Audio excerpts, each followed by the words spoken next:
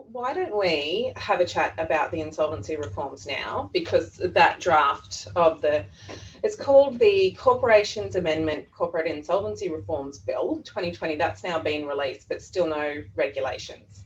No, and I believe that the regulations may be down as soon as about 3 weeks' time, but there's quick, still a lot of, and given that they're wanting to bring the reform in sort of on the 1st of January, the other logistical thing they need to look at is I don't think that there's that many sitting weeks left in Parliament. So by the time they actually do the draft regs and amend the legislation, it's got to be done so that they can actually pass it in Parliament during that time. So I'm not sure of the logistics around all of that. And they must have just been overwhelmed with submissions from all the industry bodies, because I think from memory, the time frame within which those industry bodies and practitioners were called upon to make those submissions was less than a week. It was really tight, but everybody's quite excited about the reforms and what they can and can't do. So I know that people were busily working away on those. But let's run through them, because really there's two main aspects to them that have generated a lot of discussion. It's the first is the debtor in possession model. So do you want to give an overview of that, Alice? Yeah, absolutely. I must admit, initially, what's come across in the draft legislation is very different to what had been originally sort of bandied around. We were talking about, models that were based on the Chapter 11 in the US system, which is really a supervised debtor in possession model, sort of run through and supervised by the courts. Whereas this debtor in possession model, whilst that's what they no, exactly. Whilst that's what they're calling it, I think is more stringently based on the existing Part 9 section of the Bankruptcy Act, and sort of has borrowed heavily from the existing voluntary administration regime. But, in essence, and whilst, there's still a lot of unknowns, it's really around the director remaining in control of the company and putting a proposal to creditors. Now that proposal will then be, and this is the issue, will it be certified? Will it be vetted? Will it be just merely put by the small business restructuring professional? For adjudication or for resolution by creditors. And then depending on whether or not that's passed, that plan will then come into action. So that's probably the broad brush effect of it.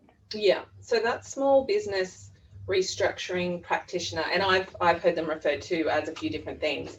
But when the reforms were first announced, before the draft bill, there was a fair bit of concern and discussion around, well, who will be eligible or qualified to take on that particular role. It has been confirmed with the release of the draft bill that it needs to be a registered liquidator. But they're also talking about some different form of registration or changing the requirements for that registration for that particular liquidator. I don't know if there's going to be different categories of liquidators. Well, there actually already is, Stace. So when the insolvency law reform came in, the ILRAs in 2017, I think. It doesn't seem that long ago. So they actually enacted then that there could be a second category of registered liquidator that would be known as a receiver, and that IP would basically only do receiverships. And the thought process was that they didn't need to have as stringent regulation requirements as a registered liquidator, because they wouldn't be doing the investigative side and the reporting side. So it would merely be, to realise an asset and report back to one appointor. Now that's in existence, but my understanding is there's actually no one registered under that category. Do you think it'll be a similar, they'll try to use that, and we're not talking about this now because the second prong to these reforms is the simplified liquidation procedures, but that seems like it would apply quite nicely when it comes to those SLs. Yeah, I think that's exactly right. And I think we'll probably, watch this space, but I think there'll be a lot of inspiration taken from, again, the debt agreement administrators that are allowed to administer debt agreements. So obviously registered trustees, of course, are allowed to administer debt agreements, but there's also debt agreement administrators. And whilst I'll have to have a bit further sort of look at to sort of the regulation, etc., of those administrators, but the issue that I have, and that I'm hoping doesn't come across, and I can't see how it can, but you never know, is that my understanding is that a corporate entity can be registered as a debt agreement administrator.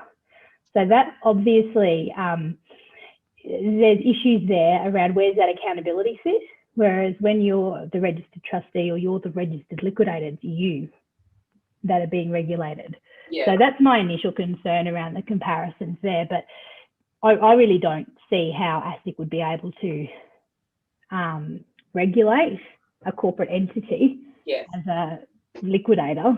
But yeah, the other sort of comparisons may still exist. So this is a question that will be answered with the release of the regulations. So let's watch that space. I think the other thing that's important to cover off with these debtor in possession model, you touched upon it. So one of the key differences to the Part 5.3 capital A under the Corporations Act, which is the voluntary administration regime, is that the director remains in control of the company and can continue to trade during this period of restructuring by this small business restructuring practitioner.